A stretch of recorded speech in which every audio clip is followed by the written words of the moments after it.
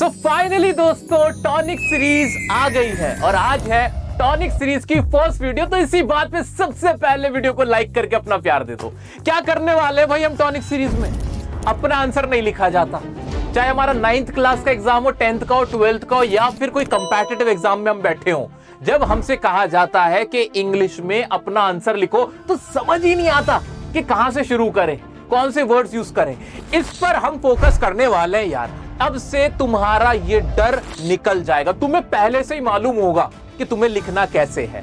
आइए समझाता हूं कि मैं इसमें क्या क्या कवर करवाने वाला हूं और हम कैसे अपनी इंग्लिश की इस कमजोरी को दूर करेंगे और इसे अपनी ताकत बनाएंगे। इसलिए सबसे पहला काम मेरे दोस्त, कमेंट में अपना नाम और अपनी क्लास लिख दो ताकि मुझे पता रहे कि मेरे कितने बच्चों ने अटेंडेंस लगा दी है। भाई एक प्रॉमिस भी कर दो, प्रॉमिस ये कर दो कि आई प्रॉमिस लिख के मुझे विश्वास दिला दो कि तुम मेरा कहना जरूर मानोगे। जो जो मैं तुमसे कहूंगा इस टॉनिक सीरीज में वो करोगे ईमानदारी से। एक बड़े भाई का कहना तुम्हें मानना है और फिर तुम अपना रिजल्ट देखना यार, तुम अपना रिजल्ट देखना कि फाइनली तुम्हारा रिजल्ट कैसा आता है। फिर तुम्हारी इंग्लिश कैसे अपने आप इंप्रूव लगने लगेगी। वो टीचर जो तुम्हारे नंबर काटते थे वही तुम्हें नंबर देने लग जाएंगे। मेरे पे विश्वास करो, मैं तुम्हारी मेहनत पे विश्वास करता हूं। आइए शुरू करते हैं दोस्तों। ये टॉनिक सीरीज है क्या? अपना आंसर लिखने के लिए हम इस पे काम करने वाले हैं। अब आंसर जो लिखा जाता है वो किस तरह का होता है भाई? एग्जाम के अंदर चाहे कोई सा भी एग्जाम हो, क्लास 10th का एग्जाम हो, 12th का हो, 11th का हो, 9th का हो या कोई कंपैटिटिव का एग्जाम हो, कोई एंट्रेंस हो, उसमें जो हमें अपने आंसर लिखने पड़ते हैं तो वो 2-3 तरह के ही होते हैं। कुछ क्वेश्चंस होते हैं हमारे बुक के चैप्टर्स के, बुक में से चैप्टर में से सवाल पूछा जाता है, हमें उसका आंसर लिखना होता है। एक तो ये सवाल होता है। एक क्वेश्चन होते हैं हमारे जो कि बुक के नहीं होते, वो होते हैं राइटिंग के। राइटिंग के वो कौन से सर? अरे वो जो लेटर लिखने के लिए आ जाता है, कोई पैराग्राफ हमसे लिखने को कह देते हैं या कोई आर्टिकल हमसे लिखने को कहा जाता है या रिपोर्ट लिखने को कहा जाता है। एक वो वाले क्वेश्चंस होते हैं। और याद रखिएगा मेरे बच्चा, याद रखिएगा इन दोनों को ही लिखने का तरीका बिल्कुल अलग होता है। कैसे वो भी समझाता हूं, ध्यान से देखो भाई। जब हम बुक के चैप्टर्स में से सवाल करते हैं, उनके आंसर हमें लिखने होते हैं, तो जानते हो मेरा बच्चा आपसे क्या उम्मीद की जाती है? किस बात के नंबर मिलते हैं? नंबर पता किस बात के आते हैं? मार्क्स। मार्क्स ऐसे मिलते हैं कि उस चैप्टर में जो स्टोरी है, उस स्टोरी के अंदर जिस तरह की वोकैबुलरी यूज की गई है, क्या तुमने वो वोकैब्स यूज किए हैं? क्या तुमने वो वर्ड लगाए हैं आंसर में लिखते हुए? वो वर्ड यूज करें। फॉर एग्जाम्पल एक क्लास 10th का चैप्टर है, फुटप्रिंट्स विदाउट फीट चैप्टर का नाम है। उस चैप्टर में ग्रिफिन की कहानी है।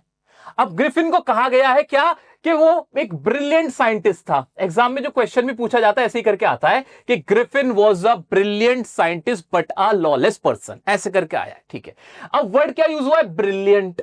ब्रिलियंट यूज किया है, ब्रिलियंट यूज किया। ठीक है, किसने यूज किया ब्रिलियंट? जो हमारा एग्जामिनर है। ठीक है, सीबीएसई ने ब्रिलियंट यूज किया है। अब हम क्या कर रहे हैं? हम क्या अपने आंसर में ब्रिलियंट की जगह आउटस्टैंडिंग लिखें तो ज्यादा सही रहेगा क्या? ये क्या गलत हो जाएगा? या मैं लिखूं इसकी जगह लिख दूं इंटेलिजेंट लिख दूं क्या? या स्मार्ट वर्ड यूज कर लूं? ये भी तो इसी के कहीं ना कहीं सिमिलर वर्ड्स हैं, सिनोनिम्स ही तो मान सकते हैं एक तरह से। क्या मैं ये यूज नहीं कर सकता आउटस्टैंडिंग? क्या मैं स्मार्ट यूज नहीं कर सकता? तरीके से देखा जाए कर सकते हो यार, क्या बुराई है? ब्रिलियंट का मतलब भी वही हो गया, इंटेलिजेंट भी एक तरह से वही है, आउटस्टैंडिंग भी वही हो गया। तारीफ ही कर रहे हो, एडजेक्टिव्स ही तो है। नहीं मेरा बच्चा, यही पॉइंट है जो मैं तुम्हें ये जो टॉनिक सीरीज है सिखाने वाला हूं कि नंबर कहां से लूटने हैं, क्या लिखना है, कैसे लिखना है। ये इंपॉर्टेंट पॉइंट है। याद रखो, ये जो ब्रिलियंट वर्ड है ना, वो जो कॉपी चेकर है वो ढूंढ रहा है तुमने कहां यूज किया है, क्या यूज किया है कि नहीं। जैसे ही ये वर्ड तुम्हारे आंसर में जाएगा, उसको समझ आ जाएगा कि बच्चे ने पढ़ रखा है, वो इस वर्ड पे तुम्हें नंबर देगा। तो अपना आंसर बनाने का मतलब ये नहीं होता कि हम वोकैब्स बहुत ही डिफरेंट यूज करने लग जाए, बहुत मुश्किल यूज करने लग जाए। नो नो नो, जो वोकैब्स बुक में यूज की गई है, तुम्हारा जो मटेरियल है, जो तुम्हारी बुक्स है, उनमें जो एनसीईआरटी की लैंग्वेज है, वही लैंग्वेज हमें पकड़ के चलना होता है। ये सारी बातें, ये मेरा एक्सपर्ट एनालिसिस है, मेरा ओपिनियन है, जो मैंने खुद एक्सपीरियंस किया है सालों से इंग्लिश पढ़ाते हुए और पढ़ते हुए मेरा बच्चा। वो थोड़ा बहुत एक्सपीरियंस मैं तुम्हारे साथ शेयर कर रहा हूं। तो याद रखो कि वोकैब्स हमें अच्छी अच्छी यूज करनी है, लेकिन एनसीईआरटी से अलग इधर उधर नहीं भागना है। क्लियर हो गया? हाँ, तो भाई जो चैप्टर वाले जो क्वेश्चंस होते हैं उनका आंसर लिखने के लिए हमें किस चीज की जरूरत पड़ेगी? याद रखना क्या, कि हमें चाहिए होंगे उसके कीवर्ड्स। कीवर्ड्स हमें आने ही चाहिए। अगर कीवर्ड्स नहीं तुमने याद किए तो तुम्हें पूरे नंबर मेरा बच्चा नहीं मिलेंगे, 4 में से 3 ही देगा, कितने अच्छा लिख लेना चाहे। ठीक है, तो कीवर्ड्स तुम्हें यूज करने हैं।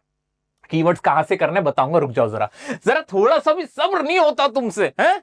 आओ, दूसरी चीज, तुम्हें उस चैप्टर की स्टोरी या समरी पता होनी ही चाहिए अगर तुम्हें एक अच्छा आंसर लिखना है। और सर ये काम कैसे होगा, इतनी बड़ी समरी, इतना बड़ा चैप्टर, अपने भाई पे छोड़ दो, मैंने तुम्हें सब चैप्टर्स को कवर करवा रखा है। जो नहीं भी करवा रखा उनकी पीडीएफ जरूर तुम्हारे लिए बनवा रखी है, सेपरेट चैप्टर्स भी बना रखे हैं। ये रही प्लेलिस्ट और ये रहा टेलीग्राम ग्रुप का लिंक। यहां तुम्हें फ्री ऑफ कॉस्ट सभी चैप्टर्स के पीडीएफ, समरी, लॉन्ग आंसर, मेरे हैंड रिटन है मोस्टली, वो मिल जाएंगे। ठीक है, वो लर्न करने बड़े जरूरी हैं। ये है बेसिक, क्या कि अगर एग्जाम में, इंग्लिश के एग्जाम के अंदर तुम्हें चैप्टर्स के क्वेश्चंस के सही आंसर लिखने हैं तो उसमें तुम्हें क्या करना होगा कि तुम्हें उसकी स्टोरी, जो उसका लॉन्ग आंसर है मेरा लिखाया हुआ, वो तुम्हें याद होना ही चाहिए। ये तो मैंडेटरी है। और कीवर्ड, ये दोनों चीजें अगर पता है तो हम एक परफेक्ट आंसर लिख सकते हैं। और वो परफेक्ट आंसर लिखना कैसे, वो मैं सिखा दूंगा। अभी आगे बढ़ते हैं थोड़ा सा। दूसरे क्वेश्चन मैंने बात की मेरा बच्चा कि दूसरे टाइप के क्वेश्चंस होते हैं राइटिंग वाले। कौन से? राइटिंग। जैसे हमसे एनालिटिकल पैराग्राफ क्लास 10th में और 9th में पूछा जाता है, 12th के अंदर आर्टिकल राइटिंग, रिपोर्ट राइटिंग आती है, तो इनका आंसर कैसे करें। ऐसे कंपैटिटिव एग्जाम्स होते हैं बहुत सारे जिसमें ऐसे राइटिंग हमें करना होता है, उसमें किसी चैप्टर से नहीं आता, तो हमें फायदा क्या होता है कि उसमें कीवर्ड्स की कोई रिक्वायरमेंट ऐसी नहीं होती कि हमें वही वर्ड्स यूज करने, नहीं, वहां हम खुले हुए होते हैं, आजाद होते हैं, वहां हमें जो भी वोकैबुलरी अच्छी आती है यूज कर सकते हैं। ठीक है, सो उसमें क्या करना होता है, उसमें यह करना होता है कि कुछ कॉमन फ्रेजेस होते हैं मेरा बच्चा। क्या होते हैं? कुछ ऐसे फ्रेजेस होते हैं जो हमारे आंसर को बहुत इंप्रेसिव बनाते हैं। जैसे मैंने एक आपके सामने लाइन लिखता हूं, it is generally believed, it is generally believed that, और फिर मैंने अपनी बात कही। ये मैंने लाइन लिखी। या मैं कुछ और लिखने वाला था, उससे पहले मैंने लिखा हाउ एवर। मैं कोई पॉइंट बताने वाला था, उससे पहले मैंने हाउ एवर लगाया। मैंने बट नहीं लगा के हाउ एवर का इस्तेमाल किया। बट मतलब लेकिन होता है ना।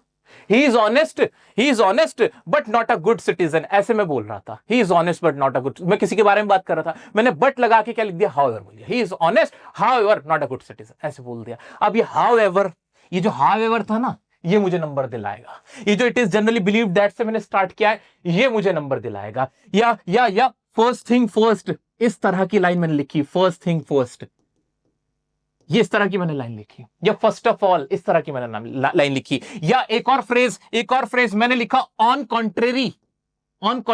ये मैंने कोई अलग से कहीं से मेरे को रटने की जरूरत नहीं है, ये तरीका है, ये वे है लिखने का। जितने भी अच्छे राइटर्स मिलेंगे वो ये सब वर्ड्स यूज कर रहे हैं, वो ये सब फ्रेजेस यूज कर रहे हैं, जो तुम भी करने लग जाओ। अगर मेरा बच्चा, तुमने अपने पैराग्राफ में, अपने आर्टिकल में, अपने रिपोर्ट में इस तरह के वर्ड्स का इस्तेमाल कर लिया तो तुम्हारे पूरे नंबर आने वाले हैं। लेकिन एक छोटी सी शर्त इसमें भी है, क्या कि जो भी आर्टिकल तुम लिख रहे हो उसके बारे में तुम्हें यार नॉलेज होनी जरूरी है।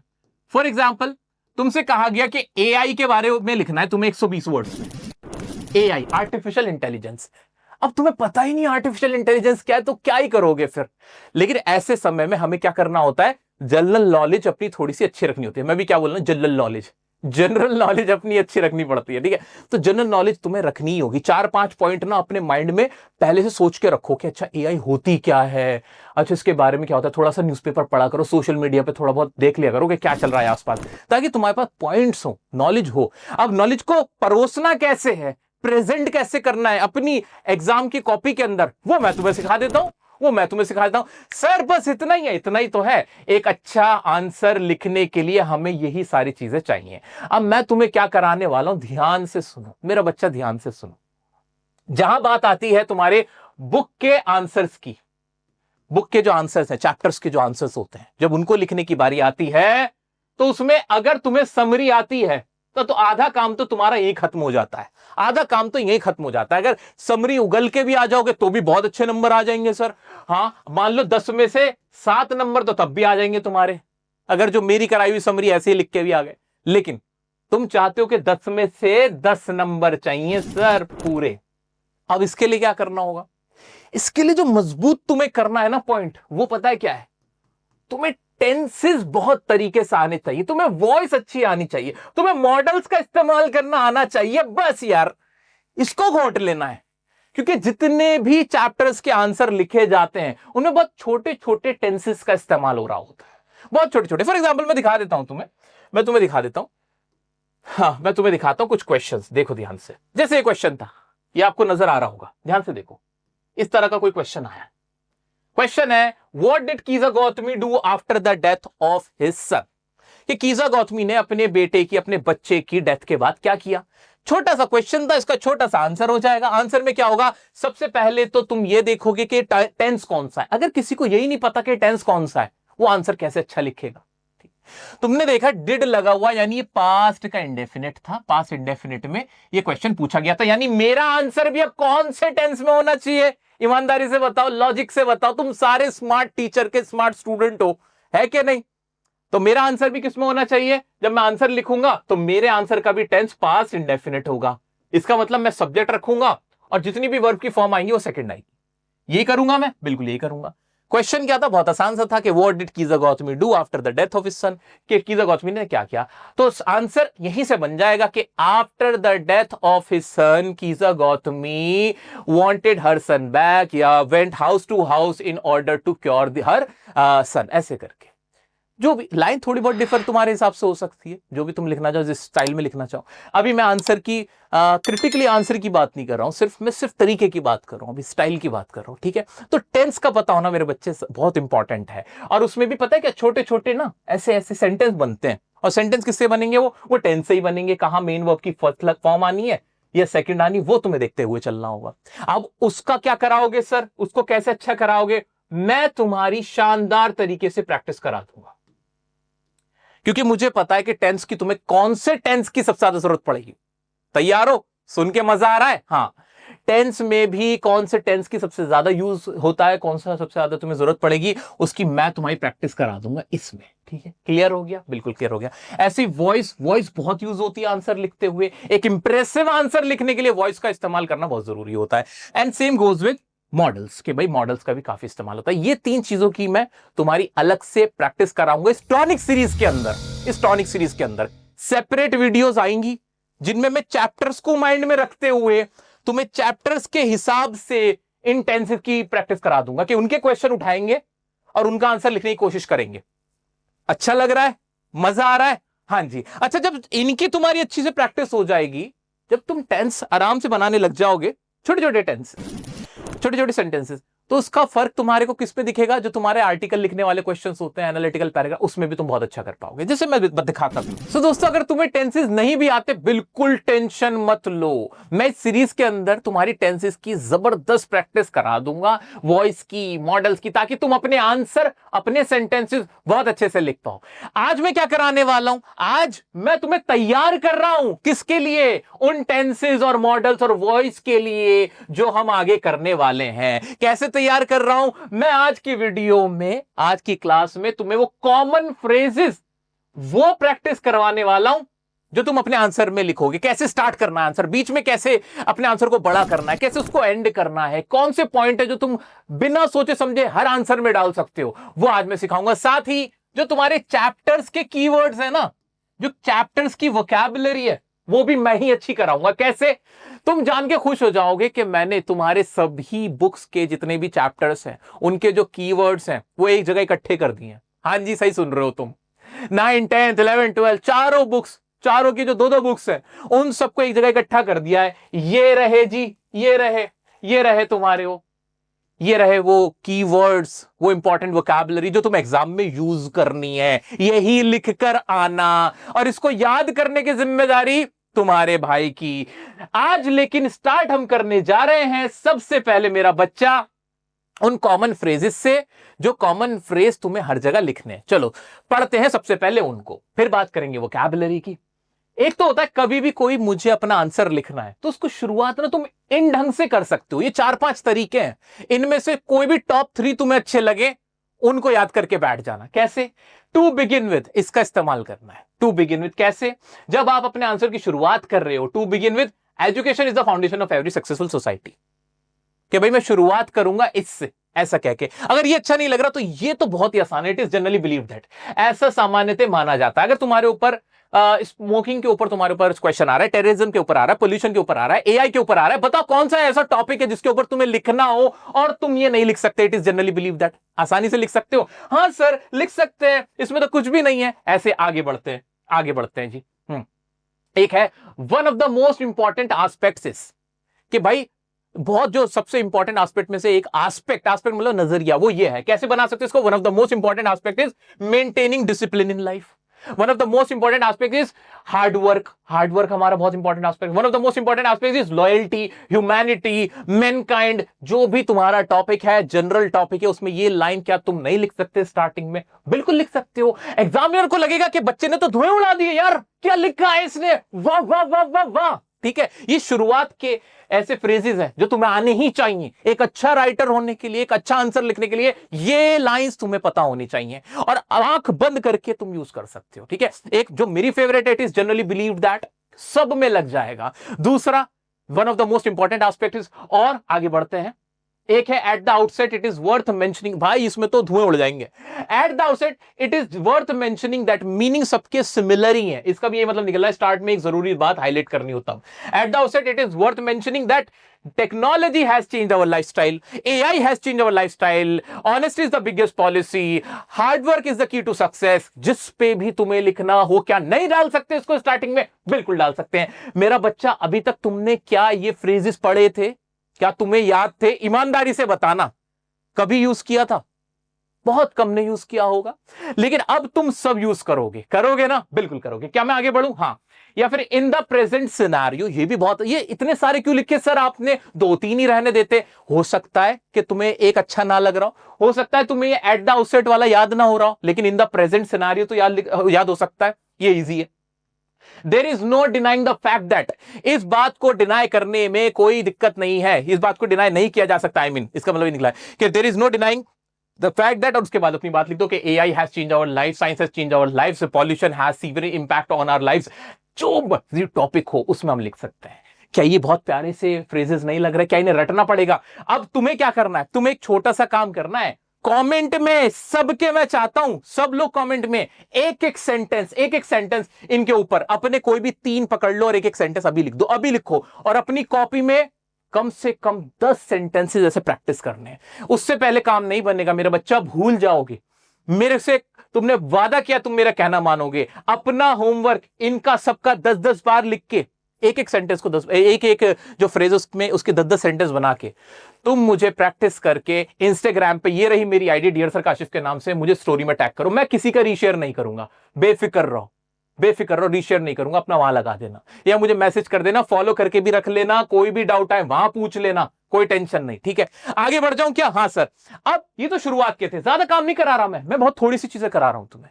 शुरुआत में तो ये सब यूज कर सकते थे, in the present scenario, there is no denying the fact, ऐसे करके कर सकते थे। ठीक है, अब बीच में तुम्हें कोई बात घुसानी हो, बीच में कोई पॉइंट लिखना हो और तुम्हें समझ नहीं आ रहा कि अब शुरू कैसे करूं, अब बीच में जबरदस्ती तुम्हें क्या लिखना है? इन एडिशन टू दिस या फर्दर मोर, सेम ही मीनिंग निकल रही है। अपार्ट फ्रॉम दैट, अब कोई पॉइंट लिखा, लॉजिकल पॉइंट था, पॉइंट तो मेरे को 2-3 ही याद है। आंसर बड़ा कैसे बनाऊं, इंप्रेसिव कैसे बनाऊं, 120 वर्ड कैसे पूरे करूं, वो ऐसे पूरे होंगे कैसे? फर्दर मोर का मतलब एक और स्ट्रॉन्ग पॉइंट ऐड करना उससे पहले, जैसे further more education improves an individual social awareness, कि एजुकेशन क्या करती है? इंप्रूव करती है सोशल अवेयरनेस को, ऐसे करके लिख दिया। इसकी जगह क्या ये नहीं लिख सकता इन एडिशन टू दिस? हाँ, इसके अलावा ये बात मैं और जोड़ना चाहता हूं और बाद में लिख देंगे। ऐसे अपार्ट फ्रॉम दैट, इसके अलावा, जैसे मैं लिख सकता हूं कि जैसे अब मैं क्या बोलूं, अपने मुंह से अच्छा भी नहीं लगता कि dear sir is a teacher and furthermore he is just like my brother. ऐसे नहीं लिख सकता क्या? मैं लिख सकता हूं भाई मेरे टीचर तो है ही, लेकिन इससे ज्यादा एक बात और जोड़ना चाहूंगा, मेरे भाई की तरह है। ठीक है, ऐसा फील आता है कि नहीं? हाँ बिल्कुल आता है। अक्सर क्या होता है, जब मैं गली में कहीं टहल रहा होता हूँ, कहीं रोड पे, अक्सर लोग मुझसे पूछते हैं आप ऐसे क्यों टहलते हो, आप ऐसे क्यों जा रहे होते हो? मैं उनसे ये सवाल करता हूँ और क्या जाऊं, क्या मैं आसमान में से उड़ना शुरू कर दूं? भाई मैं, मेरे जो बच्चे होते हैं, स्टूडेंट्स मेरे छोटे बहन भाइयों की तरह होते हैं, मुझे मिलते हैं, बात करते हैं, मुझे बड़ा अच्छा लगता है, मुझे उनके साथ रहना पसंद है। So that's my choice. ये जबरदस्ती नहीं है, मेरी चॉइस है। आउट ऑफ चॉइस मैं ये काम करता हूं कि मैं उनसे मिलता हूं, मेट्रो में जा रहा होता हूं, ऑटो में जा रहा होता हूं, मैं उनको पूछता हूं कि तुम्हें क्या महसूस हो रहा है अपनी लाइफ में, अब क्या प्रॉब्लम्स तुम फेस कर रहे हो मेरा बच्चा। मैं उनकी प्रॉब्लम्स को महसूस करना चाहता हूं ताकि मैं उनकी और अच्छे से हेल्प कर सकूं। कम से कम शेयर ही कर लेते हैं मेरे से, मुझे बड़ा अच्छा लगता है। आ जाओ आगे बढ़ते हैं। अपार्ट फ्रॉम दैट ये हो गया। मोर ओवर का भी इस्तेमाल कर सकते हैं, इसको भी बिल्कुल पॉइंट आगे कुछ भी लिखना। मोर ओवर जैसे ग्रिफिन ने कोई काम किया था, ग्रिफिन ने वहां पे चोरी करी थी, ही रॉब द ग्रोसरी स्टोर, वहां पे उसके बाद मोर ओवर, और उसके बाद उसने क्या किया था, ही हिट दी शॉपकीपर, ऐसे करके आगे लिखा था कि उसने शॉपकीपर भी हिट कर दिया था।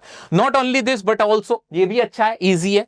Another significant point is that, अब मुझे लगता है इनमें से 2-3 तुम आराम से कर लोगे। आगे बढ़ते हैं। अब एग्जाम्पल देने के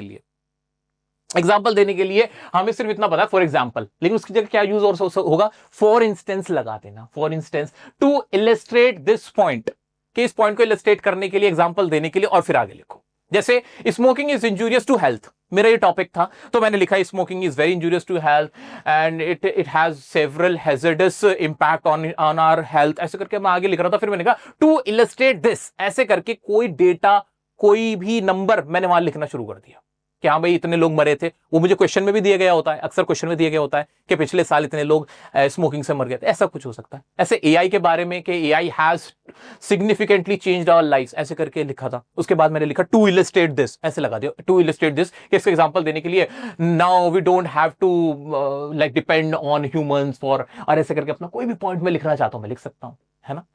done. This can be seen in the case of, एक ये फ्रेज लिख सकते हो, एक classic example of this such as, ये तो इजी है, तुम्हारे हो जाएंगे। मैं मेन जिस पे आना चाहता हूं, ये सारे तुम्हें करने हैं और इनके सेंटेंस बना बना के मुझे देने ही हैं, इंस्टाग्राम पे दिखाने ही हैं। ये चॉइस नहीं है मेरा बच्चा, वरना नेक्स्ट क्लास तुम नहीं कर पाओगे। दिस इज मैंडेटरी, तुम्हें करना होगा, थकना होगा मेरा बच्चा। बनने के लिए टूटना पड़ेगा, और टूटोगे कैसे, मेहनत करके, दर्द उठा के। Please you have to do it, और तुम करोगे, सब करोगे। शोइंग कंट्रास्ट, ये बहुत प्यारा वर्ड है। हम हमेशा बट लगाते हैं लेकिन कहने के लिए, जैसे ही is very intelligent but he got failed, वो बहुत इंटेलिजेंट है बट फेल हो गया। ही is very powerful but he could not qualify for this, कि वो बहुत पावरफुल है लेकिन क्वालिफाई नहीं कर पाया। या he is very fast but he could not win the race, कि वो बहुत फास्ट है बट वो रेस नहीं जीत पाई। बट की जगह हाउएवर लगाओ हाउएवर, सबसे प्यारा। क्या कभी जीवन में तुमने हाउएवर लगाया अपना आंसर लिखते हुए? कभी लगाया? नहीं लगाया, इसीलिए नंबर पूरे नहीं आए।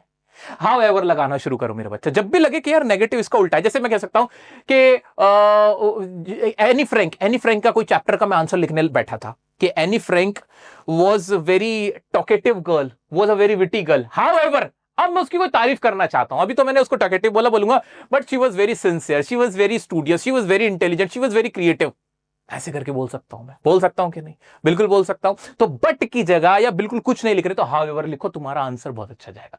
ठीक है, एग्जांपल यहां पे देख लो। However social media can also lead to addiction, कि social media has changed our life, social media has several positive points and social media has helped in many ways, ऐसे करके लिखो। But however it has some disadvantages as well. Yeah, social media can also lead to addiction. Addiction हमारे को पहुंचा देती है।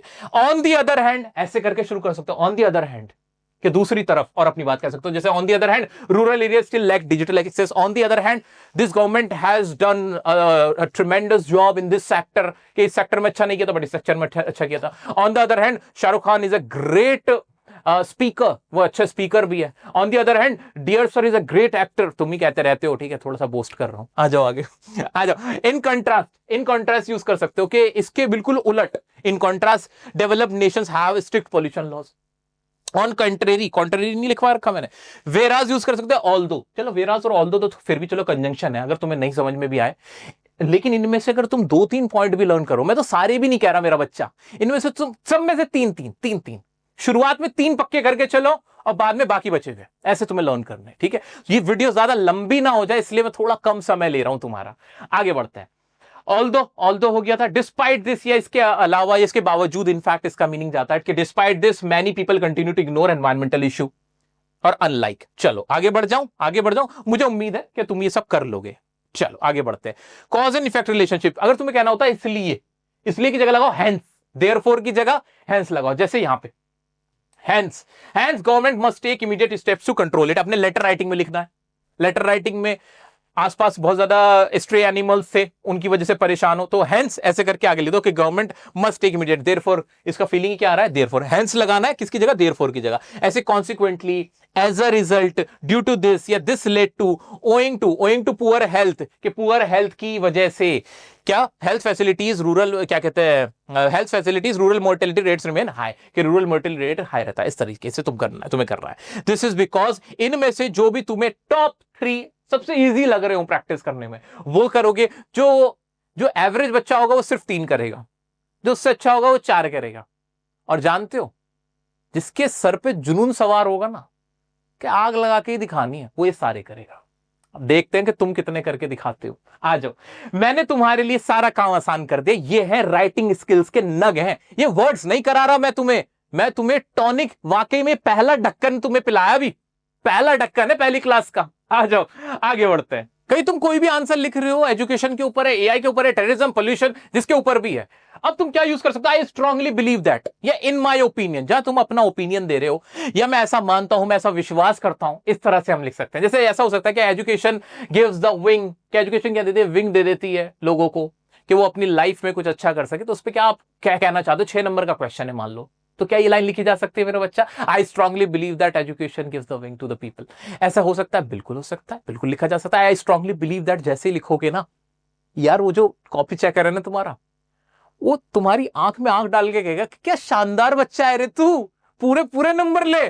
ठीक है, तो आई स्ट्रांगली बिलीव दैट, या इन माई ओपिनियन, ये तो काफी कॉमन है, but I strongly believe that from my point of view it can be said that, क्या ऐसा कहा जा सकता है, और उसके बाद अपना सेंटेंस लिखना है। अब तुम परेशान हो रहे होंगे बहुत सारे बच्चे के, सर वो सेंटेंस लिखूं कैसे, अगर याद नहीं रहा, अगर मुझे वो भी बनाना हो वो कैसे बनेगा। अरे उसका मैंने बताया तो कि टेंस की अलग से वीडियो होगी, प्रैक्टिस कराऊंगा, वॉइस की प्रैक्टिस कराऊंगा, मॉडल्स की प्रैक्टिस कराऊंगा, और इसी तरह के सेंटेंस लाके, टॉपिक्स लाके तुमसे बनवाऊंगा। अनसीन पैसेज कैसे सॉल्व करना है करवाऊंगा।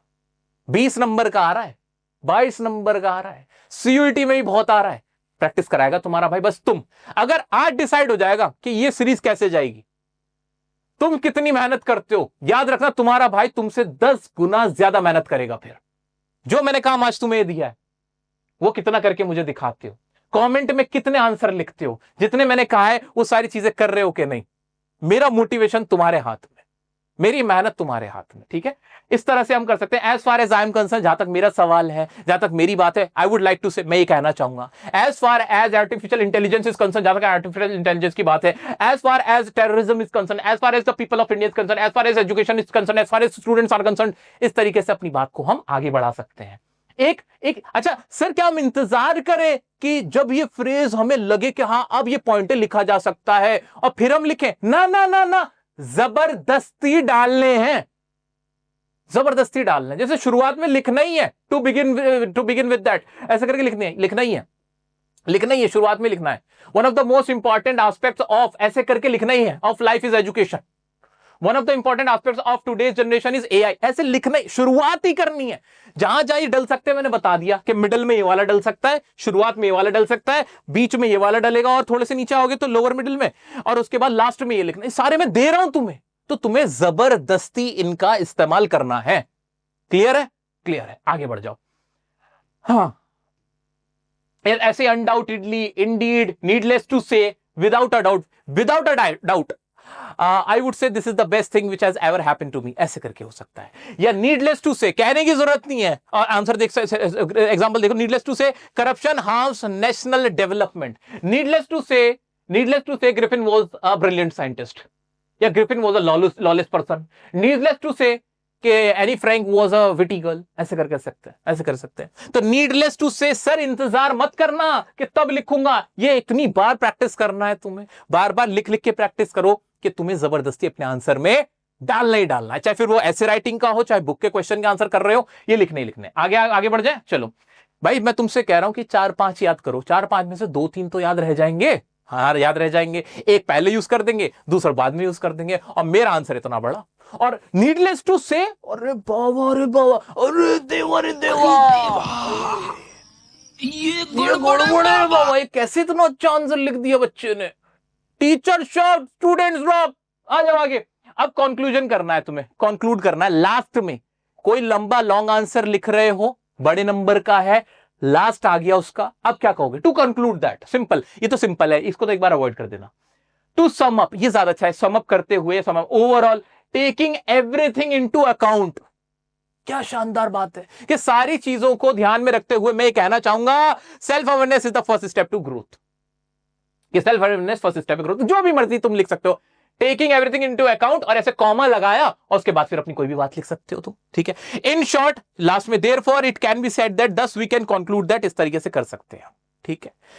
अब कुछ और कनेक्टर्स हैं, थोड़े से और, जो और हाई लेवल के हैं। ऑन द कॉन्ट्रेरी, जब तुम वो पहले कॉन्ट्रेरी वाला कराया था ना, इन कॉन्ट्रेरी, ऐसे ऑन द कॉन्ट्रेरी हो सकता है, इन द लाइट ऑफ या द अबव। अब ये सब जो हमने पढ़े हैं वो एक ऐसे में, एक बड़े लॉन्ग आंसर में कैसे इस्तेमाल किए जाएंगे, मैं तुम्हें उसकी भी एक मिसाल दिखाता हूं। एक एग्जांपल देखो, ये रहा, ये रहा। एआई के ऊपर लिखना था कि एआई इन स्टूडेंट लाइफ, स्टूडेंट लाइफ में एआई का क्या रोल है। ये जो रेड कलर से मार्क हुआ है, थोड़ा सा जूम करके दिखा देना हमारे एडिटर साहब, ताकि बच्चों को इजीली विजिबल हो, ठीक है। ये वो वर्ड्स, वो फ्रेजेस है जो मैंने अभी तुम्हें लर्न कराए हैं, तुम्हें समझाए हैं, सिखाए हैं। देखना शुरुआत कैसे करी, टू बिगिन विद से शुरुआत करी, हाँ, फिर लिख दिया AI is becoming an important part of student life. ये तो बहुत आसान सा सेंटेंस था, कोई भी बना लेता। फिर it is generally believe that, क्या ये हमने सीखा था? हाँ सीखा था। देखो पूरा लाल लाल हो रहा है। It is generally believe that AI helps student learn new things more easily. अब दूसरा लिखा, one of the most important aspects is, देख रहे हो दोबारा रिपीट हो गया, that AI can teach student in fun and interesting ways.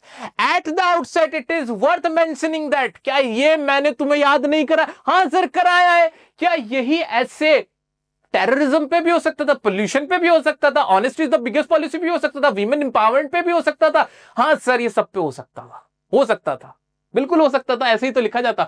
AI is not a person, it is a computer program that can think and answer like a human in the present scenario। Present scenario क्या हमने लिखा था? हाँ लिख सकते हैं इसमें भी कि प्रेजेंट सिनेरियो में क्या सिचुएशन है AI की, और आगे पॉइंट लिख दिया, many students are using AI to study, simple। There is no denying the fact that AI is changing how students learn and grow। देखो मजाक लग रहा है, अब देखो तुम भी हंस रहे हो, मैं भी हंस रहा हूं, लेकिन अगर इनको रेड को मैं व्हाइट कर दूं और फिर एक साथ पढ़ना इसको, ये भूल जाओ कि मैंने तुम्हें सिखाया हुआ है, एक सेकंड के लिए भूल जाओ, पॉज करके पढ़ो। क्या शानदार लिखा हुआ आंसर है, नहीं है शानदार लिखा हुआ? और इसमें कोई मुश्किल वोकैब्स नहीं है। लग ऐसा रहा है कि पता नहीं कौन सी ग्रामर लिखी है, क्या शानदार तरीका है लिखने का। और तुम पूरा पढ़ लेना, मैं तुम्हें पूरी पीडीएफ दे दूंगा, तुम्हें समझ आएगा कैसे आंसर बड़ा बनाया जाता है, इंप्रेसिव बनाया जाता है इसकी मदद से। साथ ही एक और वर्ड है जो मैं आज करा के ही जाऊंगा, वैसे बहुत समय ले लिया मैंने तुम्हारा, एक है देयर। इसका इस्तेमाल जरूर मैंडेटरी है, मस्ट है तुम्हारे लिए सीखना। क्या होता है ये देर? देर का मतलब वैसे तो हिंदी में क्या होता है, वहां होता है, लेकिन हर जगह इसका मतलब वहां नहीं होता, हर जगह नहीं होता। मैंने तुमसे कहा 2 सेब है, इसकी इंग्लिश बनाओ, फंस गए। जहां कोई सब्जेक्ट नहीं होता वहां देर लगा जाता है। कैसे होता है? देयर आर 2 एप्पल्स, के 2 सेब है यानी देयर आर 2 एप्पल्स। एक प्रॉब्लम है, देयर इज अ प्रॉब्लम। एक टीचर है, देयर इज अ टीचर। एक लड़का है, देयर इज अ बॉय। अब इस तरह से ना, जहां हमें कोई सब्जेक्ट नहीं भी होता वहां देयर लगा के हम सेंटेंस बनाते हैं, और हमारे आंसर राइटिंग में देयर का खूब इस्तेमाल होता है। तो तुम्हें देयर को पक्का करना है। आने वाली क्लासेस में मैं इस देयर पे बहुत फोकस करवाने वाला हूं, तुम्हारा रेडी रहना। अब जो मैंने तुमसे कहा भी था, क्या कहा था मेरा बच्चा? मैंने तुमसे कहा था कि तुम वोकैबुलरी, ये 50 वोकैबुलरी मैं तुम्हें आज की देके जा रहा हूं, तुम्हें एज अ होमवर्क इनको लर्न करना है। और ये वही वोकैब्स है जो तुम्हारी बुक्स में यूज होनी है, यानी तुम्हारे आंसर्स में, चैप्टर्स में यूज होनी है। तो ये बहुत आसान सी है, तुम्हें मजा आएगा इनको करने में। जैसे डिस्प्यूट का मतलब क्या होता है, पहले कोशिश करना जो इजी लग रही हो उनको पढ़ना, उनको लर्न करना, फिर थोड़ी कम इजी लग रही है उनको देखना, फिर जो लास्ट में देखना जो बिल्कुल ही मुश्किल लग रही हो। लेकिन जैसे ग्रेजुअल है, ग्रेजुअल का मतलब धीरे धीरे होता है, ग्रेजुअली का भी इस्तेमाल हम इस तरह से ही करते हैं। कंसील करना, किसी चीज को छुपा देना, हाइड कर देना। डिटेरियोरेटेड, किसी चीज को स्पॉइल करना, डिटेरियोरेट करना, आसान सी है। सोलो का मतलब होता है अकेला, क्योंकि अनसीन पैसेज में भी तुम्हारे काम आएंगी, इसलिए वोकैब्स मैंडेटरी है। रेजोनेंस का मतलब ही होता है किस चीज की गूंज, किस चीज की आवाज। बैन कर देना, जैसे बैन हुई थी, क्या हुई थी? एम हैमल की जो लैंग्वेज फ्रेंच थी बैन हो गई थी। अनप्लेजेंट, जो कि कानों को नहीं अच्छा लग रहा, वो वाला साउंड उसके लिए बोलते हैं। रिवाइव करना, किसी में जान भर देना, दोबारा से जिंदा करना। कैप्टिवेट करना, किसी को बंदी बना लेना। एम्फेसिस, किस चीज पे जोर डालना। इस तरीके के 50 हैं ये, सिर्फ 50 तुम्हें करने हैं, 50 तुम्हें करने हैं। मैं क्यों नहीं करा रहा अभी? क्योंकि मैं तुम्हें एक बड़ी क्लास देने वाला हूं वो कैप की। तुम इतने 50-50 डेली क्लास में करना, 5-6 क्लासेस होंगी, तब तक तुम्हारे 300-400 कवर हो चुके होंगे। नेक्स्ट क्लास में पूछूंगा मैं तुमसे, टेस्ट होगा तुम्हारा और तुम्हें करना होगा। दोस्तों आज की क्लास में इतना ही। मुझे बहुत मजा आ रहा है तुम्हारे साथ टॉनिक सीरीज करते हुए। वीडियो को लाइक नहीं किया जरूर करना, चैनल के सब्सक्राइब नहीं किया सब्सक्राइब करके रखना। एक भी वीडियो यार टॉनिक सीरीज की मिस नहीं होनी चाहिए। कल पे मत छोड़ना, आज करो, अभी करो, इंग्लिश को अपनी मजबूत कर लो मेरे साथ। कोई भी डाउट है इंस्टाग्राम पे कनेक्ट कर सकते हो, कमेंट में पूछ सकते हो, वीडियो अपने दोस्तों तक पहुंचाओ, बाकी लोगों को भी भेजो। तुम्हारा प्यार, तुम्हारा विश्वास ही मेरी ताकत है। इस उम्मीद से छोड़े जाता हूं कि तुम्हें बहुत मजा आया होगा और तुम्हारी लाइफ में एक बहुत बड़ा चेंज आएगा हमारे इस एफर्ट से। Thank you so much for your love and time. Love you all, bye bye.